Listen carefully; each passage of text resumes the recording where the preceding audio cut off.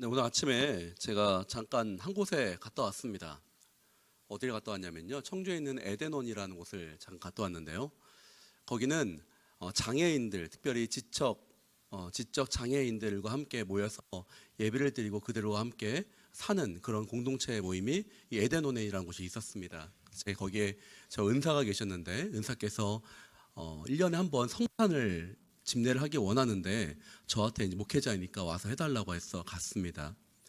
제가 그때 오늘 아침에 너무나 큰 은혜를 받고 왔습니다. 예배를 드리는데 어찌나 눈물이 나오든지 그들이 너무나 단순하게 하나님을 찬양하는 그 모습 가운데 하나님이 임재하고 있는 것을 제가 느끼는 거예요.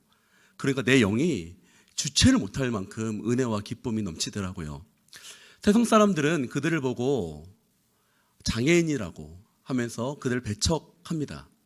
근데 교회는요, 그들을 사랑으로 품고 그들이 세상은 버렸지만 어떻게 하나님 믿는 사람이 그들을 버리겠느냐, 그들에게 구원의 은혜를 주자, 그들로 하여금 영적인 구원을 주자라고 하면서 그 에덴원을 만들어서 목사님과 그리고 예수 믿는 사람들이 함께 그 일을 감당하고 있더라고요. 여러분, 교회는요 아름다운 곳입니다. 교회는요 하나님의 사랑이 있는 곳입니다. 카일이라는 목사님이 이 성경에서 나오는 5가지 하나님의 사랑에 대해서, 사랑의 언어에 대해서 이렇게 썼습니다. 첫 번째는 아들에 대한 이 아버지의 사랑을 썼는데요. 네.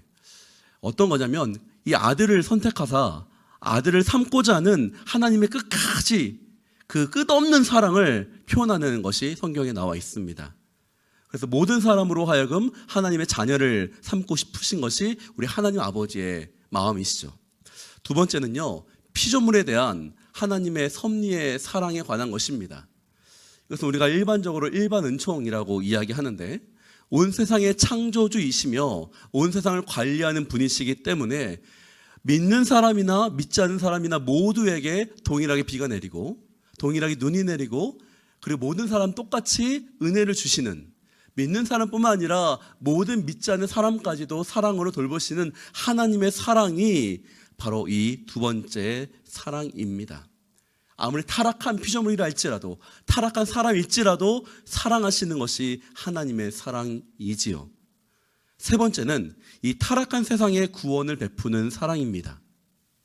우리는 우리에게 죄 지은 사람을 용서하기가 참 쉽지 않죠.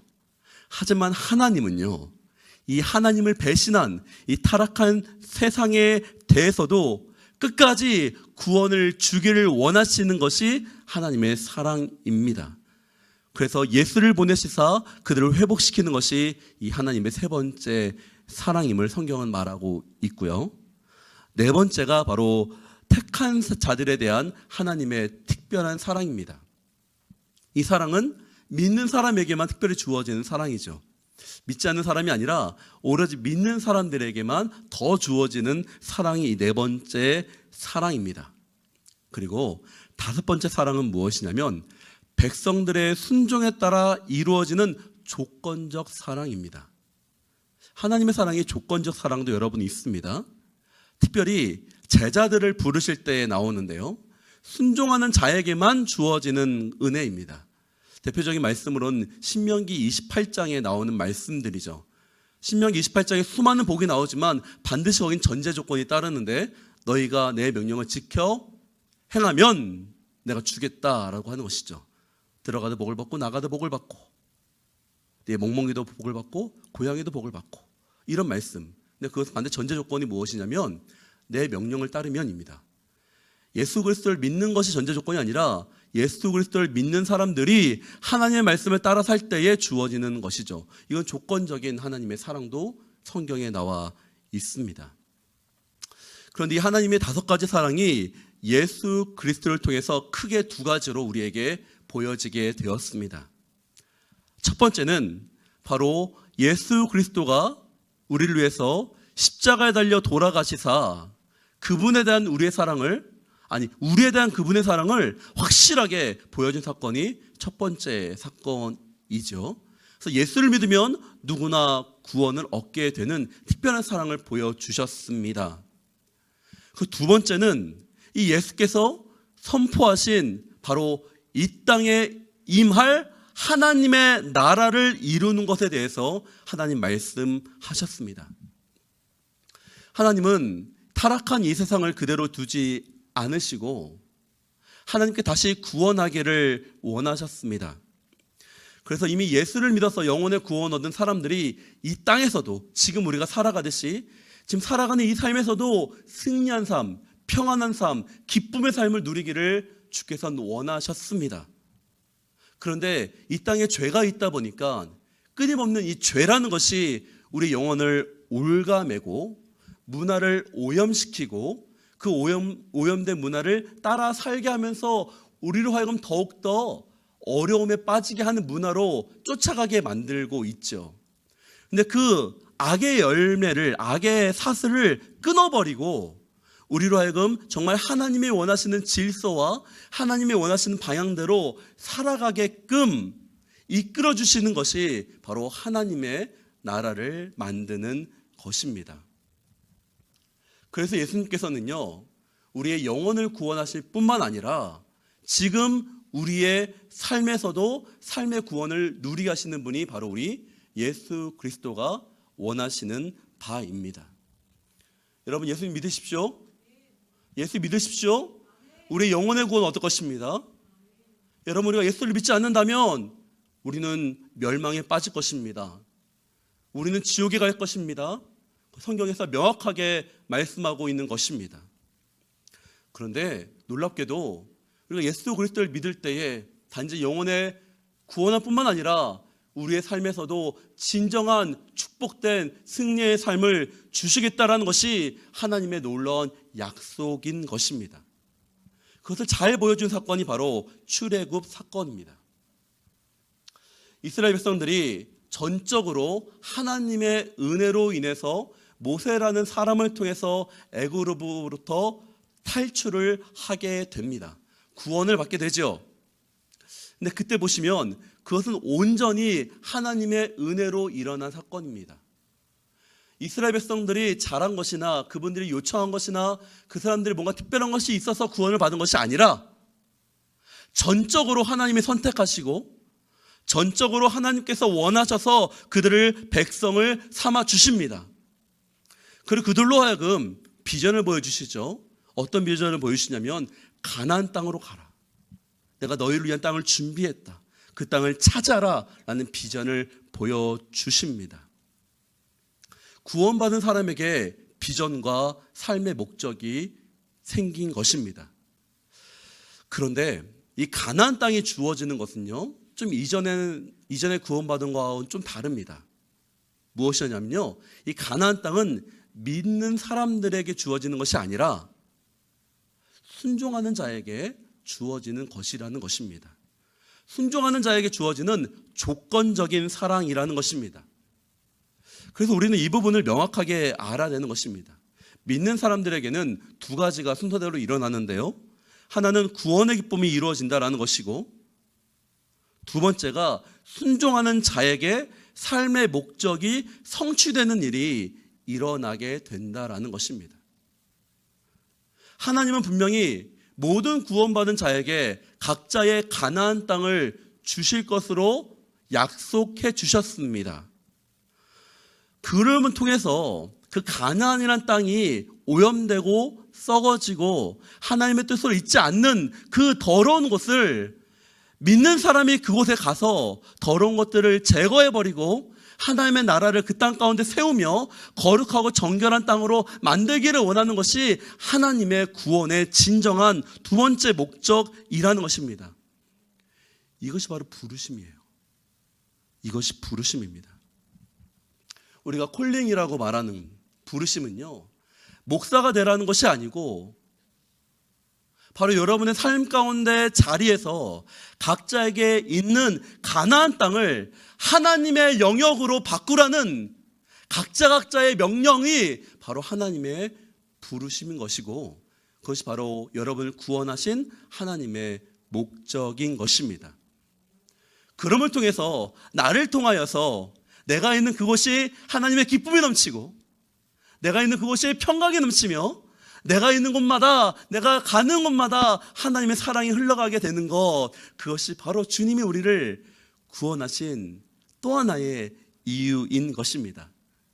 여러분, 하나님이 여러분을 그렇게 부르셨습니다. 여러분들로 하여금 하나님 나라를 이루도록 여러분을 부르셨습니다. 그런데 모든 사람이 그것을 차지하는 것이 아니라는 것이죠. 여러분, 가나안 땅에 대해서 조금 더 설명해 보도록 하겠습니다. 우리 말씀 한번 볼까요? 8절 말씀인데요. 함께 읽겠습니다. 시작.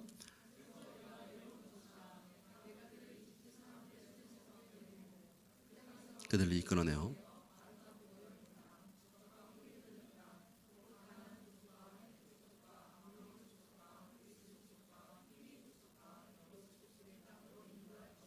아멘. 가나안 땅에는 이미 7족속이 살고 있었습니다. 이 7족속은요, 그들이 섬긴 신이나 그 단어를 보면 재미있는 뜻을 알아낼 수 있는데요. 헷 족속이라는 단어의 뜻은요, 공포와 두려움을 뜻합니다.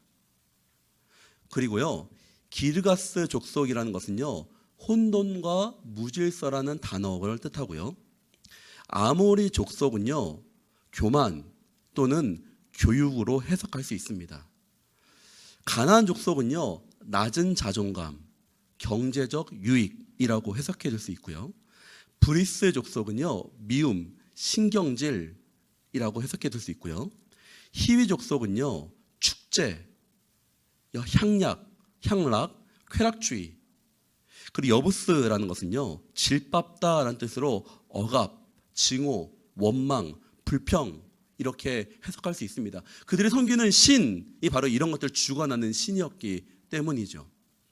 여러분, 그렇다면 왜 하나님께서는 7족속을 멸하라고 하신 것입니까? 그것은 바로 우리의 삶에서 우리의 가정과 사회와 직장과 나라 가운데 이 7가지를 우리로 하여금 끊임없이 무너뜨리게 하는 영역들이 있다라는 것입니다. 그렇다면 이것을 누가 없앨 것입니까? 누가 없애길 주께서 원하십니까?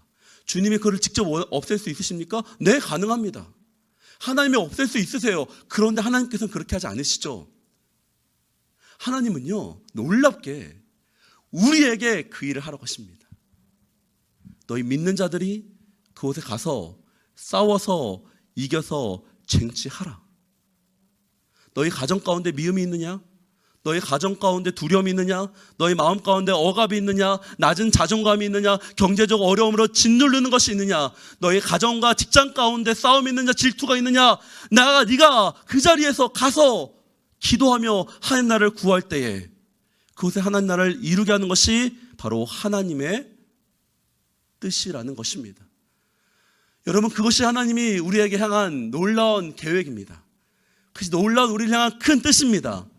여러분의 삶 가운데, 가정 가운데 하나님의 능력이 임하기를 예수님의 이름으로 축복합니다. 그래서 주께서 우리에게 말씀하시는 것입니다. 구원받아라. 그리고 두 번째, 너희가 구원하라. 우리에게 말씀하시는 선교는 영혼의 구원뿐만 아니라 우리의 삶의 영역을 하나님 나라로 만드는 것 또한 선교의 하나의 영역인 것입니다. 하나님은 우리를 선교사라고 부르셨다고 하시죠. 무조건 다 나가는 것이 선교사가 아니에요. 여러분의 삶의 모습 가운데 이런 7가지 영역들이 있다면 그것을 여러분들이 영적인 싸움에서 이겨서 기쁨으로 변화시키고 평강으로 변화시키고 하나님의 화목으로 변화시키는 것이 우리가 선교사로서 삶 가운데 이루고자 하는 하나님의 뜻인 것입니다. 여러분, 그런 일 있기를 예수님의 이름으로 축복합니다. 그런데 이 일이 나 혼자 이루어질 수도 있지 않습니다. 나 혼자 이 일을 이룰 수 없다라고 성경은 말하고 있습니다. 그럼 하나님께서 내가 이 일을 이룰 것인데 너가 아니라 너희를 통해서 이 일을 이룰 것이다 라고 주께서 말씀하십니다. 이 말씀하신 너희가 바로 무엇입니까? 교회인 것입니다. 믿는 사람들의 모임. 옆 사람 잠깐 볼까요? 우리가 교회예요. 이 건물이 교회가 아니라 우리 믿는 사람이 교회입니다. 아멘. 주께서 우리에게 약속하십니다. 마태복음 16장 18절 19절 말씀입니다. 함께 읽도록 하겠습니다. 마태복음 16장 18절 19절입니다. 시작.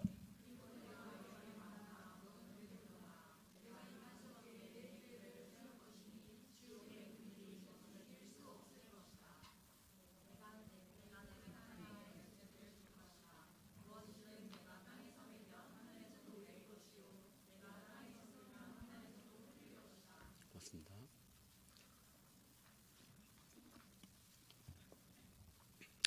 네, 절대적으로 여러분 영혼의 구원은요 개인적인 것이죠. 그런데 이 삶의 구원은요 하나님께서 교회를 통해서 이루어지신다라는 것을 약속하셨습니다.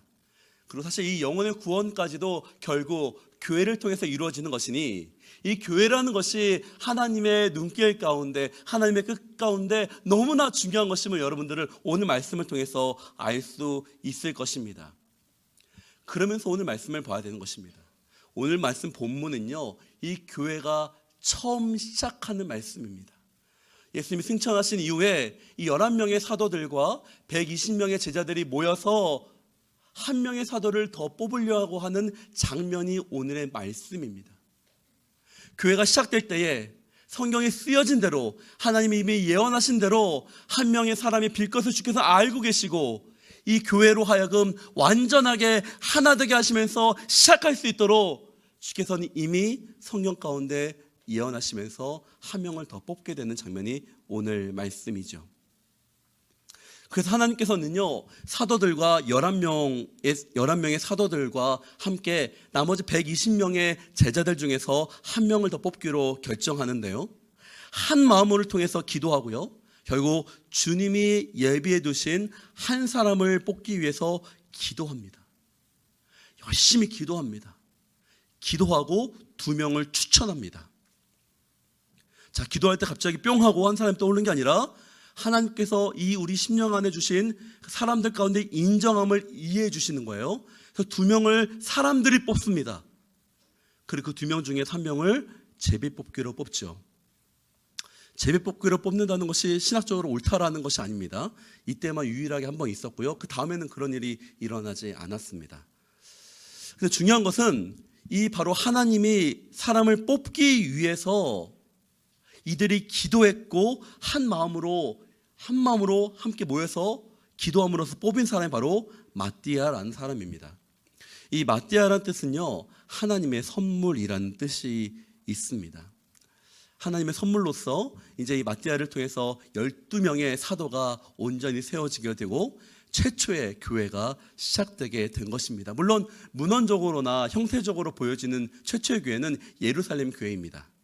하지만 실제적으로 우리가 영적인 교회, 예수 믿는 사람들이 딱 모여서 함께 있었던 이 교회, 바로 이게 오늘의 말씀의 시작인 것이죠. 그리고 이 사도들을 통해서 결국 수많은 교회들이 이 땅 가운데 생기게 된 것입니다. 그래서 저는요 이 교회라는 곳이 얼마나 소중한지 여러분들에게 이야기하면서 우리 온누리교회와 드리머스 공동체를 함께 나누고자 합니다. 여러분, 세상에 교회가 굉장히 많습니다. 교회가 굉장히 많아요. 그런데 왜 하나님께서는 굳이 우리 온누리교회를 세우시고 이 교회를 통해서 우리에게 무엇을 원하시는 것일까요? 11명의 사도가 있었는데도 불구하고 굳이 마띠아를 뽑으신 이유처럼 굳이 온누리교회를 세우셔서 이 교회를 향한 하나님이 원하시는 바가 무엇인지를 우리는 알아야 하는 것입니다. 그래서 고 하영재 목사님이 드신 사도행전적 교회를 꿈꾸다라는 책을 보면요 이 구절이 있습니다. 함께 보여주시겠습니까? 우리 같이 읽도록 하겠습니다. 시작.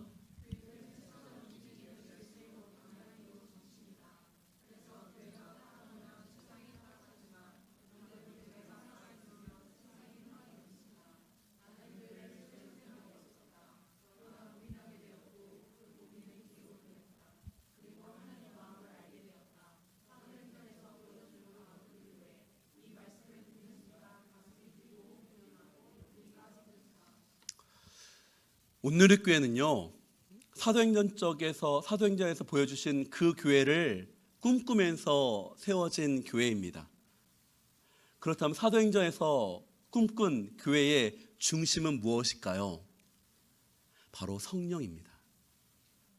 사도행전을 짜고 짜서 한 단어를 뽑는다면 바로 성령이라는 단어가 나오게 되죠. 그래서 교회가 가장 중심적으로 여기는 것은 성령님의 인도함을 받는 교회, 바로 그 교회가 우리 온누리교회의 핵심 가치인 것입니다. 그러면서 이 성령님과 함께 이 교회의 중심되는 세 개의 축이 우리 온누리교회 가운데 있는데 바로 그것이 예배와 성령과 선교입니다. 그림 한번 보여주겠습니까? 네, 우리 온누리교회 홈페이지에 나오는 것입니다. 예배 공동체, 성령 공동체, 선교 공동체. 여기에 대해서 함께 여러분 나누기 원합니다. 우리 드르머스 공동체가요, 동일하게 우리 온누리교회 안에 있으면서 하나님이 원하시는 그 교회, 그 예배를 세우는 거룩한 공동체가 되기를 원합니다. 우리 예배는 더욱더 좋아질 것입니다. 더욱더 하나님을 찬양하는 공동체가 될 것입니다. 더욱더 기도하는 공동체가 될 것이며 정말 주님이 원하시는 방향성이 무엇인지를 점검하는 시간을 갖고 더욱더 집중하고자 합니다. 그래서 잠깐 작년까지 했었던 금요 성령 집회를 잠깐 멈추고 1월하고 2월간에는 우리가 정비하는 시간을 갖고자 할 것입니다. 저하고 전도사님이 새로 왔으니까 좀 더 친교를 하고요, 그리고 리더십들과 우리가 먼저 하나 되는 시간을 가질 것입니다. 그리고 2월간에는요, 우리 모든 예배팀들, 그러니까 찬양팀, 미디어팀, 자막, 홍보, 안내팀, 모든 예배 관련된 우리 리더십들이 모여서 예배 강의를 들을 거예요. 온누리교회가 원하는 예배 강의가 무엇인지를 함께 나눌 것입니다. 여러분, 너무 좋을 것 같아요.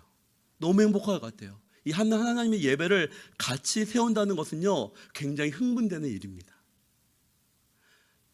여러분, 이곳에 여러분 초대합니다. 네, 오세요. 지원하십시오. 추천해 주십시오. 함께 여러분 찬양팀에 들어와서 하나님을 찬양하는 사람이 되기를 원합니다. 그리고 특별하게 안내팀을 제가 소개해드리고 싶습니다. 우리 예배 섬김 안내팀, 밝은 미소로 우리 예배당에 들어올 때 맞아주시는 우리 형제님들, 자매님이 계십니다. 기쁨을 가장 먼저 주는 것이 이 안내팀입니다. 그리고 안내팀의 가장 큰 역할 중 하나는요, 들어오는 사람들마다 중보해 주는 것입니다. 여러분 잘 모르시겠지만 우리 안내팀들이 들어올 때마다 눈으로 여러분들을 쏘면서 기도하고 있습니다. 하나님, 저 사람 은혜 받게 해주세요. 저 사람 은혜 받게 해주세요 하면서 이 눈으로, 사랑의 눈으로, 사랑의 미소로 여러분들에게 다가가고 있음을 여러분 알고 계시죠? 네, 여러분도 할 수 있습니다. 안내팀으로 함께 섬겨주시기 바랍니다.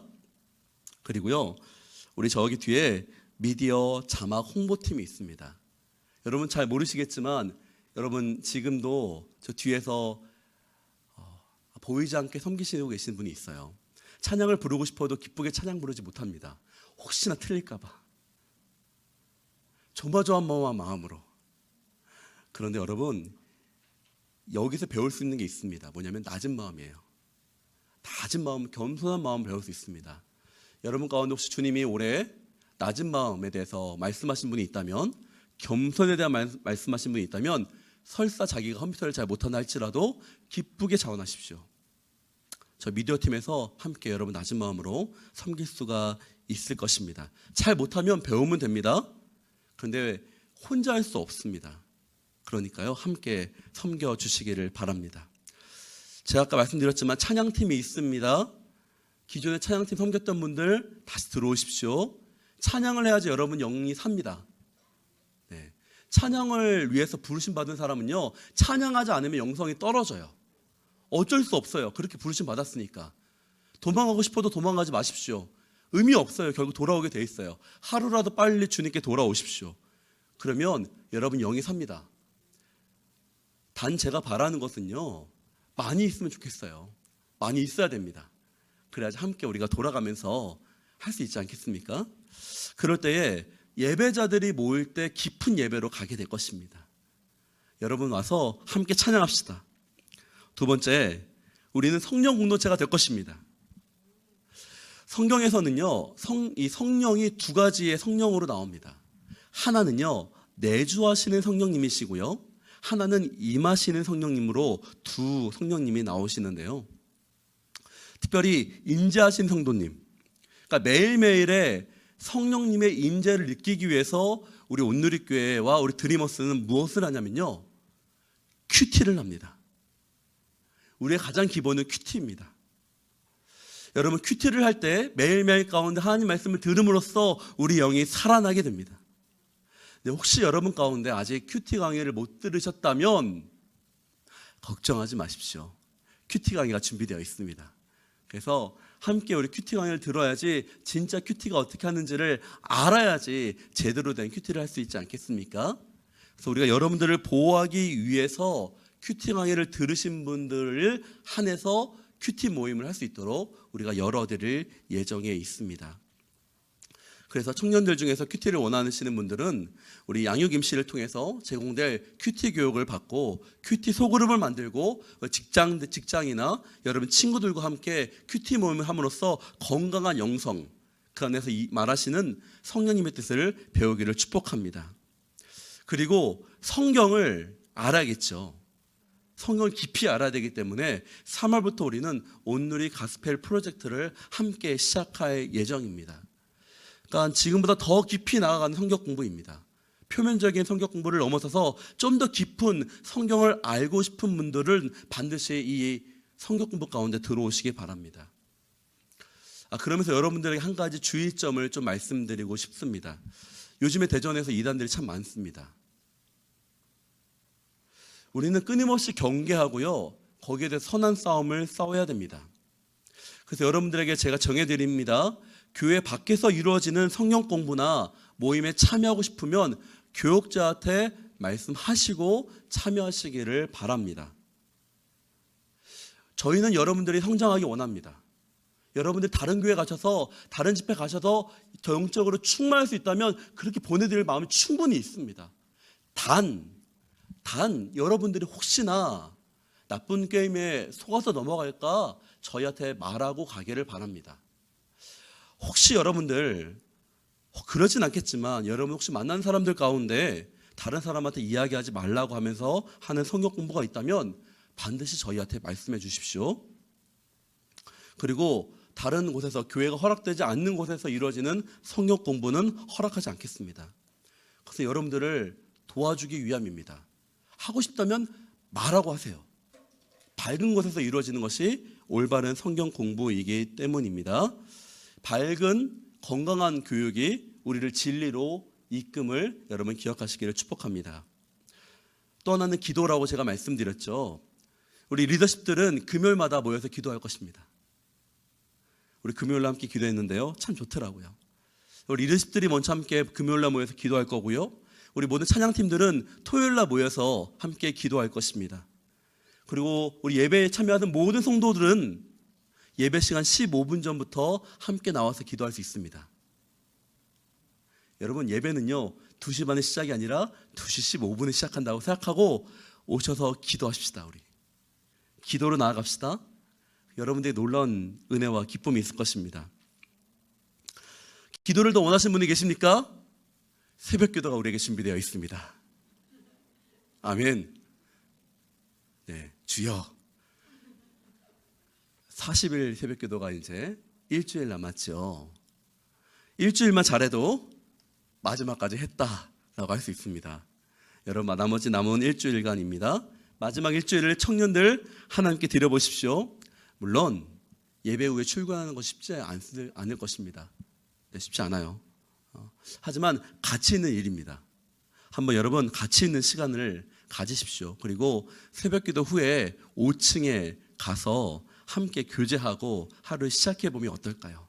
딱 일주일, 6일이죠. 월화수목금 토요일이 마지막입니다. 그때까지 한번 와주시기 바랍니다. 그리고 아까 내주하시는 성령님에 대해서 제가 잠깐 말씀드렸는데요, 이 내주하시는 성령님은요, 내 안에 이미 재능을 주신 성령님이란 뜻입니다. 아까 우리 이 마띠아를 뽑기 위해서 2명을 추천했다라고 이야기했잖아요. 하나님께서 우리의 인격을 무시하는 분이 아닙니다. 성령님은 우리의 인격과 우리 지혜와 우리의 경험을 사용하시는 분이십니다. 그래서 여러분들 가운데 이미 주신 재능을 통해서 하나님께 영광을 올려드리는 것이 바로 내주하시는 성령님이 하시는 역할입니다. 특별히 우리가 가진 이 재능과 힘을 통해서 매달 한 번씩 성호보육원을 섬기고 있습니다. 여러분, 섬김은 기쁨입니다. 교회 안에서만 있지 마시고요, 밖으로 나가십시오. 밖으로 섬기십시오. 여러분, 기회 닿을 때마다 다른 어려운 사람들 섬길 때에 여러분 안에는 영성이 더욱더 깊어질 것입니다. 내가 기도 1시간 하는 것만큼 그 이상으로 다른 사람을 기쁨으로 섬길 때에 더 영성이 깊어지는 것을 경험해 보시는 우리 드리머스 청년부가 되기를 축복합니다. 마지막 세 번째가 선교라고 말씀드렸죠. 선교 공동체가 됩시다. 올 여름은요, 해외 한 곳과 국내 2곳을 갈 것입니다. 해외 어디 갈까요? 정해졌습니다. 네, 튀르키예 갈 예정입니다. 네, 튀르키예, 예전 말로 터키였죠. 계속해서 저희가 사도행전을 말씀 묵상할 건데요, 이 사도행전에서 바울이 밟았던 그 땅을 함께 밟고자 합니다. 이미 선교사님과 연결이 됐습니다. 선교사님은 웰컴, 오라고 하시더라고요. 여러분, 지금부터 시간을 조정하기 시작 바랍니다. 지금부터 적금을 들어주시기 바랍니다. 네, 갑자기 준비하면 어렵잖아요. 네, 우리 청년들 지금부터 준비하십시오. 그 땅을 밟을 때 초대교회 오늘 읽었던 바울이 밟았던 그 땅 가봅시다. 하나님 어떤 마음을 주실지. 그곳에서 기도할 것입니다. 그곳에서 예배할 거예요. 터키에서 예배하고 싶습니다. 얼마나 흥분될까요? 초대교회에서 그곳에서 하나님을 찬양하고 예배 봅시다. 얼마나 행복할까요? 여러분, 그 모든 것들을 바로 이 온누리교회를 통해서 하나님께서 예배, 성령, 선교를 감당하기 위해서 우리를 부르셨습니다. 그를 위해서, 이것을 감당하기 위해서 여러분들이 권면드리는 거 한 가지 더 있습니다. 순모임에 참여하십시오. 하나님의 일은 나 혼자 이루는 것이 아니라 교회가 이룬다고 말씀드렸습니다. 교회라는 것은 믿는 사람 2-3명이 모인 곳이 교회입니다. 순모임 안에서 때로는 나한테 서운한 사람이 있을 수 있을 것입니다. 내 성격에도 안 맞는 사람이 있을 수 있습니다. 하지만 나의 이기심과 행복을 추구하는 것이 순이 아니에요.